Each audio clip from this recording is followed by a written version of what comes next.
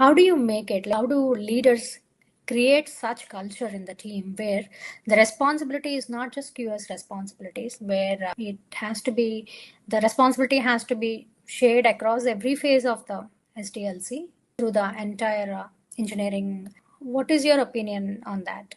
I'm a strong believer of shift left. That is, basically, shift left is having quality checks or toll gates throughout your life cycle of your agile life cycle, right? Before deployment, I think there should be toll gates so that we can identify the issues or defects early on. Technology has been evolving faster than ever. Despite the advancements in cloud and AI, one challenge remains the same. How do we build teams that adapt and grow? Hello, everyone. Welcome to the Leadership and Learnings with Deepika podcast. This is Deepika, your host. Today, we are joined by Ms. Reshma Raturi, the Vice President of Software Engineering, to share her lessons that help teams and people thrive. She has experienced the software development lifecycle from multiple perspectives, from writing code to lead the engineering organizations. She has championed the DevOps culture, the quality engineering, and she has helped teams that embrace the shift left quality practices and led the delivery of highly reliable and scalable systems. Beyond technology, Ms. Reshma is a lifelong learner and she believes in the philosophy fail fast, learn faster, and keep moving forward. Please welcome Ms. Reshma.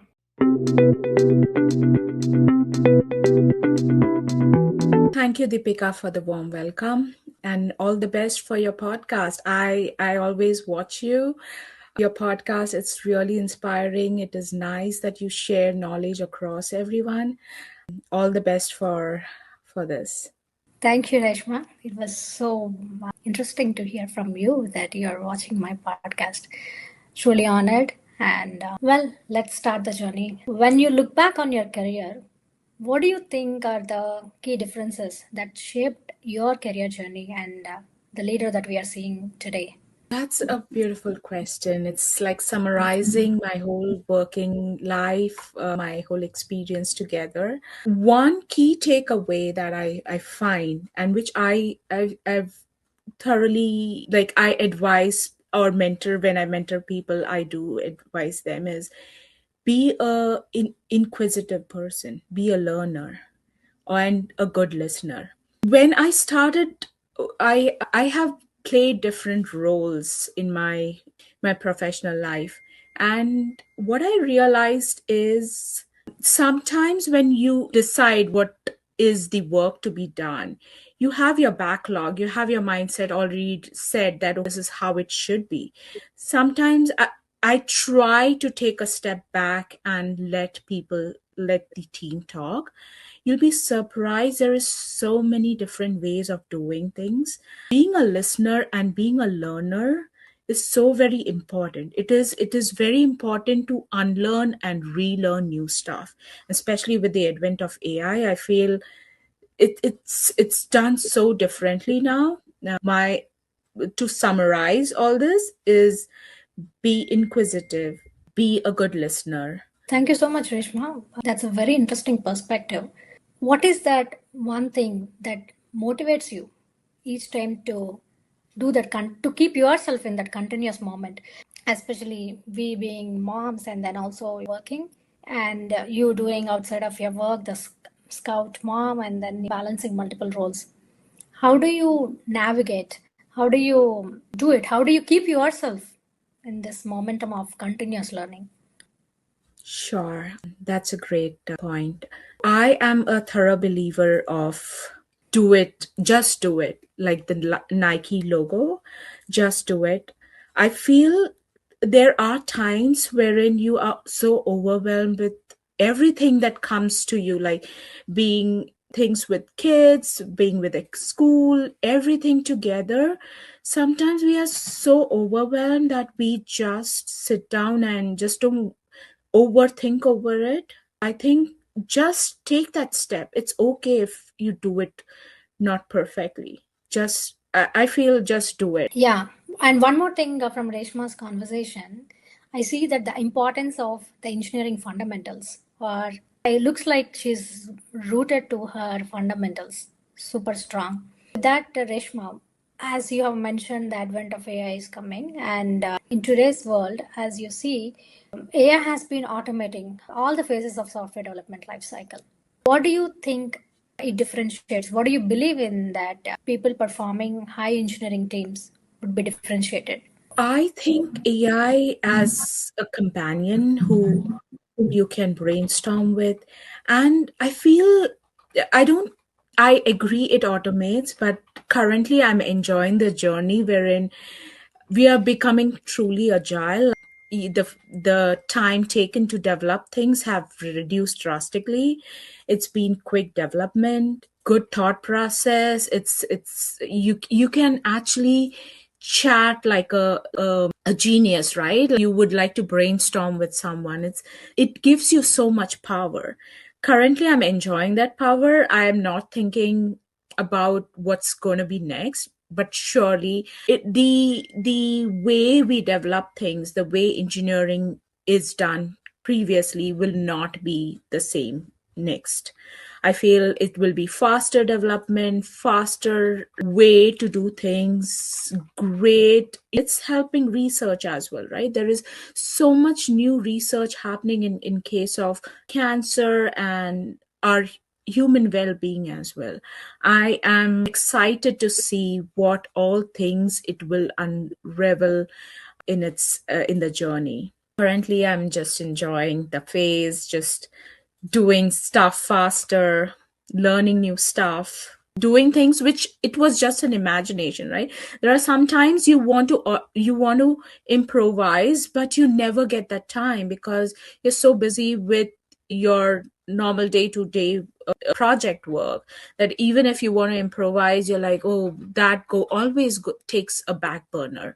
Now it's so fast, you can improvise, you can do a lot of stuff with it. Yeah, it's a great thing about AI. From the conversation, I hear that you go back to your teams and make sure that you listen to them and then keep the works moving. And you have championed the shift left quality practices throughout your career.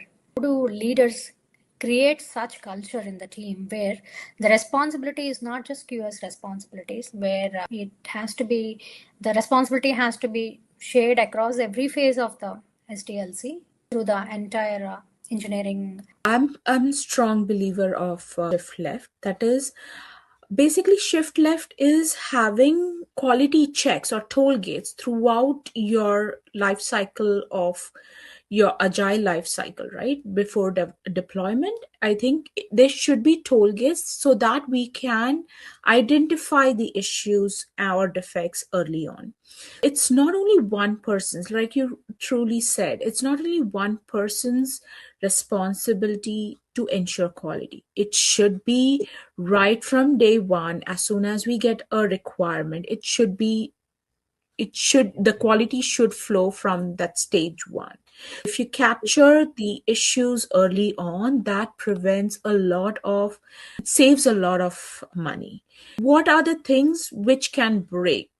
Identifying those pain areas and having those as your toll gate, I think that helps in a smoother release cycle. And it's as a leader, it's very essential to set processes, right?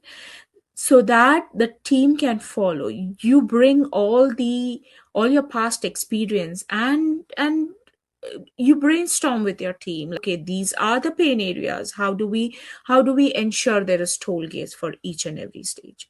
That helps in a cleaner code base. It helps in a cleaner deployment as well. I hope it answered your question. Absolutely, Reshma. These AI tools changed the traditional approaches. What is the shift that you have seen? I feel now we have truly become agile. We had a shorter development time, shorter deployment time, like quick deployments, faster release cycle. Now I feel it was there, but it has shortened that even more. So we have become more agile. There is issues can be identified, toll gates for any problems. Like we might capture logs, how best we can utilize that. Like, it is like a partner which would help you develop something better and resolve issues faster. I feel that the cycle time for development has drastically reduced. What do you believe that can differentiate those high performing engineering teams in the next 5 years? That's a great question. And I think most of the people have that in mind. I feel the differentiator would not be how much code a team can write or how to develop it. AI is already taking care of that. And it has already changed the way we develop things. The differentiator would be how quickly the teams can learn, adapt, and make sound decisions while leveraging AI effectively. That's in a nutshell. It's changing the dynamics of how you develop things.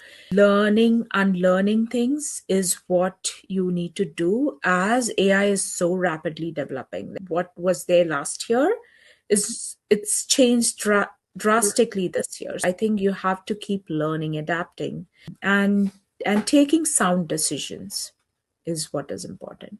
Thank you, Reshma. So, what I think one liner adaptability is the key here. Correct. Interesting. Thank you, Reshma. And beyond technology, I see that you're so involved in the activities, helping young people, youngsters, building their resilience, especially being a scout mom. And I've seen your work helping them with those campfires and a lot of group activities. How do you think that mindset influence the way you lead people? That's a very great question. Yes, scouting.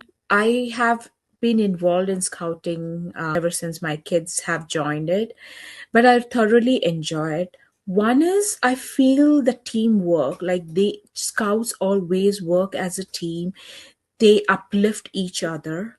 That all qualities you learn in scouting, I feel. And the scout law says, there is scout law which says each scout has to be trustworthy, loyal, doing things, be prepared for things, and whatever task you do or wherever you go, leaving the place cleaner or better than it was. These are so beautiful things that I have learned over a period of time being a scout mom and helping other kids to follow these rules. And I have seen so much changes within my kids as well as they follow and they enjoy their scouting journey. Wonderful share, Reshma. Uplifting each other, helping with each other, and just keep growing together is what we all have been following. I think the next, and with your work, Reshma, you are doing a great job in helping the next generation of kids also doing that. Thank you so much for doing it. And with that, I would like to wrap up today's session. Once again, thank you, Reshma, for your insights and your experiences with us. Thank you, Deepika. It was a pleasure. It was a nice chat with you. I hope I have shared some nuggets which I have learned over a period of time, and always happy to talk to you. Episode. Thank you, Reshma, for such a thoughtful conversation. And what I personally take away from today's conversation is your emphasis on learning, unlearning, and adapting. Wow. Whether it is adapting to new technologies or leading your teams or growing in your careers, I feel that one mindset is one of the most valuable skills we can all have. Thank you, Reshma, one more time for joining us today and sharing your insights with us. And all the listeners, see you in the next episode.